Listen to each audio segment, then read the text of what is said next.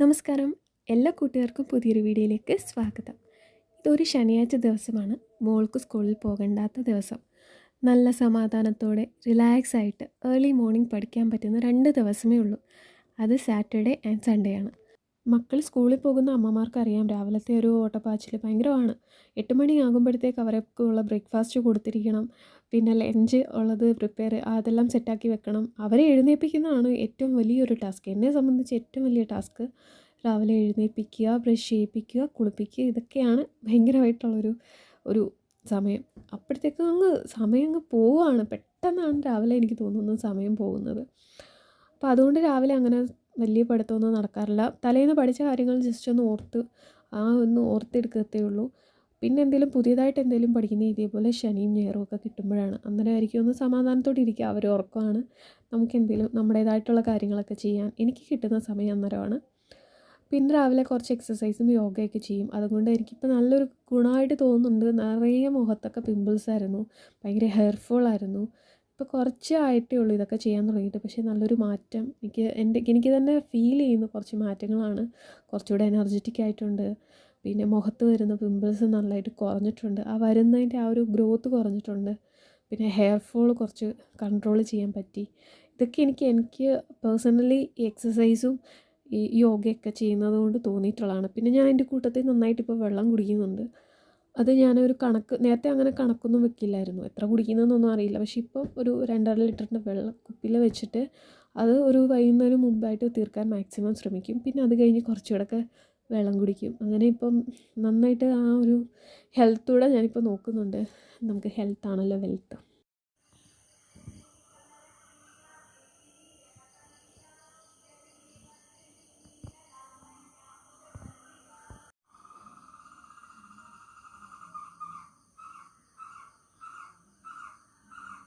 കിളികളുടെ ഈ ഒച്ചയും രാവിലെ അമ്പലത്തിലെ പാട്ടും ഒക്കെ ആകുമ്പം എനിക്ക് ഭയങ്കര സന്തോഷമാണ്. ഇപ്പോൾ രാവിലെ ഈ സമയത്ത് ഇങ്ങനെ ഇരിക്കാനും വെറുതെ ഇരുന്നാലും അല്ലെങ്കിൽ യോഗ ചെയ്യുകയാണെങ്കിലും വെറുതെ ഇരിക്കുകയാണെങ്കിലും ഈ ഒരു കുറച്ച് സമയം എനിക്ക് ഭയങ്കര സന്തോഷമാണ്. അതുകൊണ്ട് ഇപ്പോൾ ഞാൻ മാക്സിമം എന്നും രാവിലെ തന്നെ എഴുന്നേൽക്കാൻ ശ്രമിക്കാറുണ്ട്.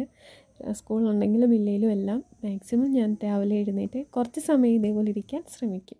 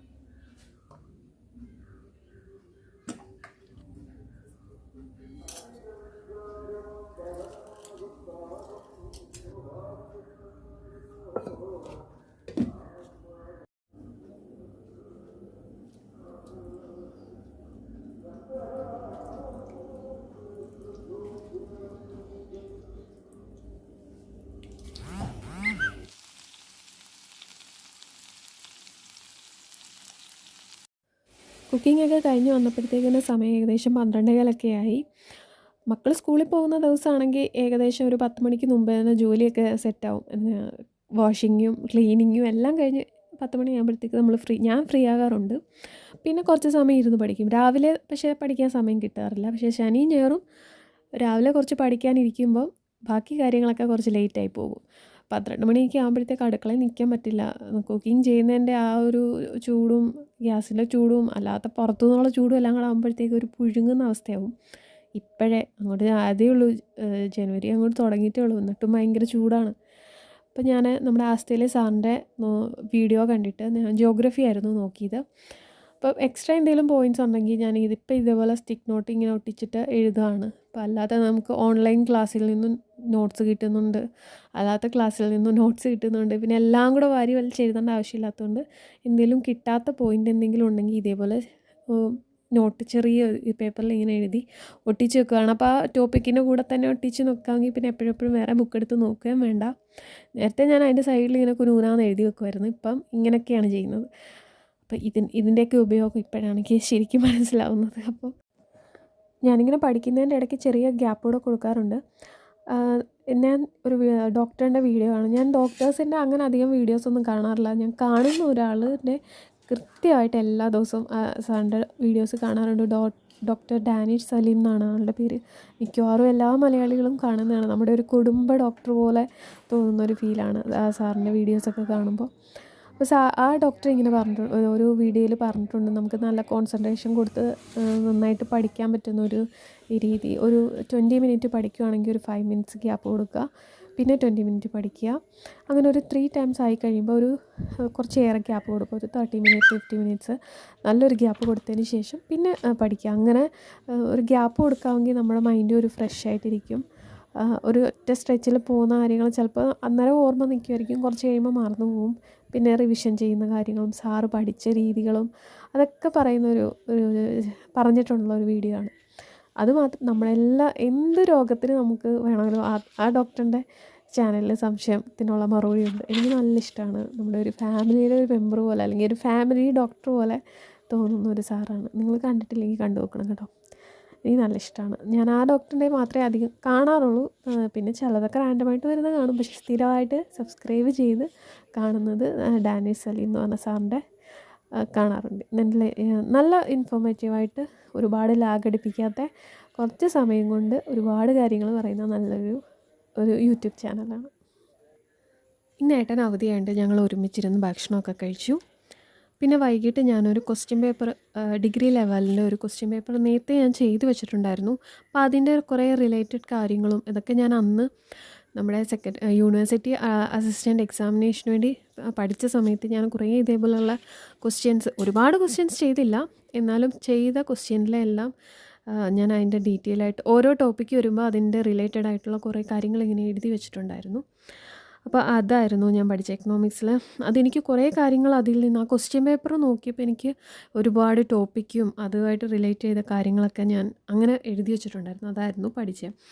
ഈ call money at short notice, ഈ നോട്ട്സ് എല്ലാം ഈ ടോപ്പിക്കെല്ലാം ഞാൻ പഠിച്ചത് ലക്ഷ്യയുടെ ഒരു സാറിൻ്റെ ക്ലാസ് കണ്ടിട്ടാണ്. അത് അറൗണ്ട് ഒരു 1 hour മേളിലുള്ള 2-3 ക്ലാസ് ഉണ്ട്. അപ്പം ലക്ഷ്യയുടെ ലക്ഷ്യയുടെ തന്നെയാണ് അത് ഭയങ്കര റാൻഡമായിട്ട് ഞാനിങ്ങനെ ടോപ്പിക്ക് ഇങ്ങനെ അടിച്ചു കൊടുത്തപ്പോൾ നമ്മൾ സെർച്ച് ചെയ്ത് നോക്കിയപ്പോൾ വന്നതാണ്. നല്ല ക്ലാസ്സായിരുന്നു, നന്നായിട്ട് മനസ്സിലാവുമായിരുന്നു. അങ്ങനെ നമുക്ക് കിട്ടുന്നത് വളരെ കുറവാണ്. നല്ലതായിട്ട് കാര്യങ്ങൾ വിശദമായിട്ട് പറഞ്ഞ് ഒരാളിലേക്ക് അത് നന്നായിട്ട് എത്തിക്കുക എന്ന് പറയുന്നത് ചെറിയ കാര്യമല്ല. അങ്ങനെ വന്ന ഒരു നല്ലൊരു ക്ലാസ്സായിരുന്നു. അപ്പോൾ അത് കണ്ടിട്ട് ഞാൻ കുറേ എക്കണോമിക്സിൻ്റെ കുറച്ചേറെ ടോപ്പിക്സൊക്കെ പഠിച്ചിട്ടുണ്ടായിരുന്നു.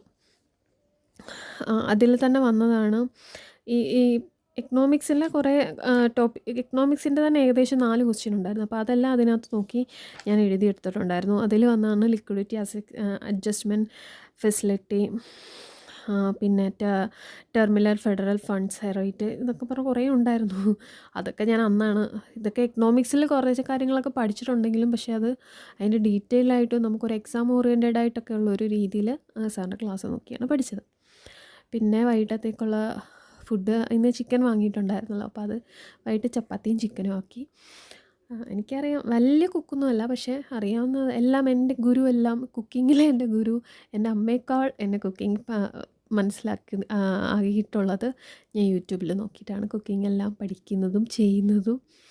അമ്മയോട് ചോദിച്ചാൽ അമ്മ പറഞ്ഞു തരും, അമ്മയുടേതായിട്ടുള്ള രീതിയിലൊക്കെ അമ്മ പറഞ്ഞു തരും. പക്ഷെ എപ്പോഴും വിളിച്ച് ചോദിക്കണ്ടേ, അതുകൊണ്ട് എപ്പോഴും ഞാൻ വെക്കുന്ന ഫുഡൊന്നും ആയിരിക്കില്ല ഈ ചിക്കനും മീനും ഒക്കെ. അങ്ങനെ വല്ലപ്പോഴുമൊക്കെ വാങ്ങിക്കാറുള്ളൂ. മിക്കവാറും ഏട്ടൻ്റെ അമ്മയായിരിക്കും ചിക്കൻ, ചിലപ്പോഴൊക്കെ അമ്മയായിരിക്കും കൂടുതലും കറി വെക്കുന്നത്.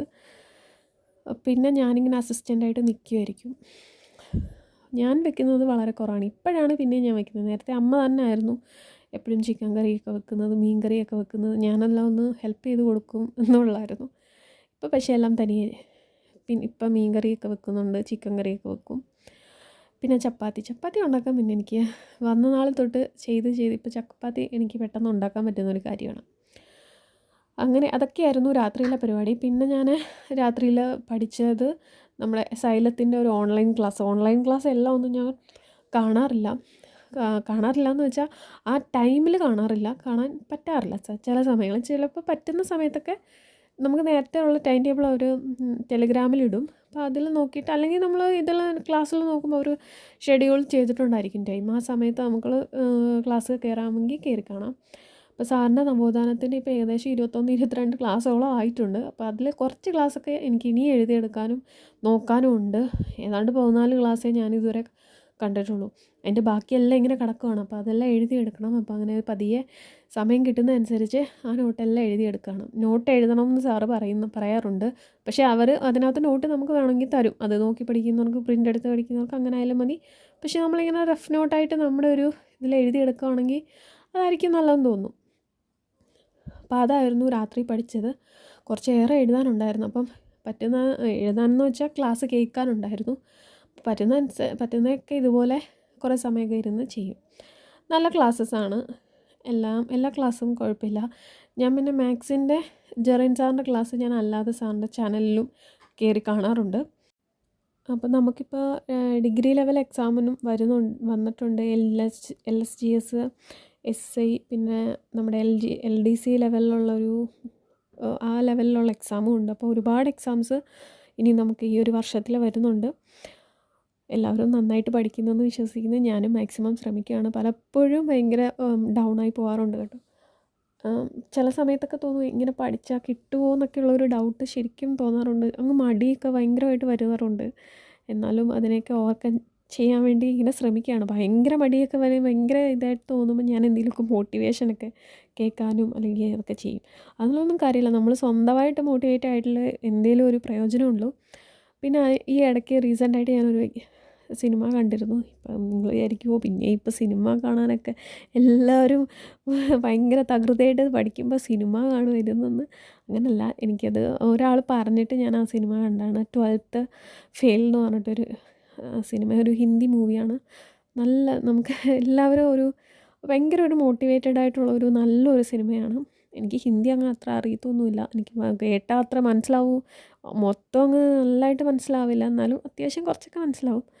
നല്ലൊരു സിനിമയായിരുന്നു. ഒരാൾ എങ്ങനെയാണ് ഒരു എക്സാമിനെ നോക്കി കാണുന്നതെന്നും ജീവിതത്തിൽ വിജയിക്കണമെന്നുമുള്ള നമുക്കൊക്കെ ഒരു ഇൻസ്പിറേഷൻ ആക്കാൻ പറ്റുന്ന ഒരു നല്ലൊരു സിനിമയായിരുന്നു. അപ്പോൾ അത് കണ്ടപ്പം ഭയങ്കര ഒരു ആവേശമായി. എങ്ങനെയും പഠിക്കണം, ഇങ്ങനൊരു മനുഷ്യന് പഠിക്കാൻ പറ്റുമെങ്കിൽ എന്തുകൊണ്ട് എനിക്ക് പഠിച്ചുകൂടാ ഒരു ചിന്ത നമുക്ക് വരും കേട്ടോ. നല്ലൊരു സിനിമയാണ്. ആ ഒരു മനുഷ്യൻ എത്ര കഷ്ടപ്പെട്ടിട്ട് പഠിക്കുന്നെന്നും പഠിച്ച് അതിലേക്ക് എത്തുന്ന കാര്യങ്ങളും അത് അപ്പം എനിക്ക് തോന്നി എനിക്ക് ചുറ്റിനും എനിക്ക് കിട്ടുന്നതൊക്കെ ഭയങ്കര ഒരു വലിയ കാര്യമായിട്ട് എനിക്ക് തോന്നിയായിരുന്നു. ഇത്രയും ഫെസിലിറ്റി എനിക്ക് ഉണ്ടായിട്ടും ഞാൻ നന്നായിട്ട് അതിനുവേണ്ടി ശ്രമിക്കുന്നില്ലല്ലോ എന്നുള്ളൊരു കുറ്റബോധവും എനിക്ക് വന്നു കേട്ടോ. ഓരോരുത്തർ ഭയങ്കര പതറ്റിക്കായിട്ടുള്ളൊരു സിറ്റുവേഷനിലായിരിക്കും ഇത്രയും ഹാർഡ് വർക്ക് ചെയ്ത് പഠിക്കുന്നത്. അപ്പോൾ ഇത്രയും സൗകര്യവും ദൈവം ഇത്രയും എല്ലാം അനുഗ്രഹിച്ച് തന്നിട്ട് അത് വേണ്ട പോലെ ഉപയോഗിക്കാതെ നമ്മുടെ എന്ത് കുഴപ്പം വന്നാലും മറ്റുള്ളവരുടെ കുഴപ്പം കൊണ്ടാണ് നമുക്ക് ഈ കുഴപ്പം സംഭവിച്ചതെന്ന് ഒരു കുറ്റം ചാർത്തി നമ്മൾ പലപ്പോഴും രക്ഷപ്പെടുകയാണ്. പക്ഷേ നമുക്ക് ദൈവം നല്ലൊരു അവസരമാണ് ഇപ്പോൾ തന്നിരിക്കുന്നത്. അപ്പോൾ എല്ലാവരും നന്നായിട്ട് പഠിക്കുക. ഞാനും സ്വയം നന്നായിട്ട് പഠിക്കാൻ വേണ്ടി ശ്രമിക്കുകയാണ്. ഞാനും സ്വയം നന്നായിട്ട് പഠിക്കും. അപ്പോൾ നിങ്ങൾക്ക് എല്ലാവർക്കും എൻ്റെ വീഡിയോ ഇഷ്ടമാവുന്നുണ്ടെങ്കിൽ എൻ്റെ ചാനൽ തീർച്ചയായിട്ടും സബ്സ്ക്രൈബ് ചെയ്യണം, ലൈക്ക് ചെയ്യണം, പിന്നെ കമൻ്റ് അയക്കണം. ഓക്കേ.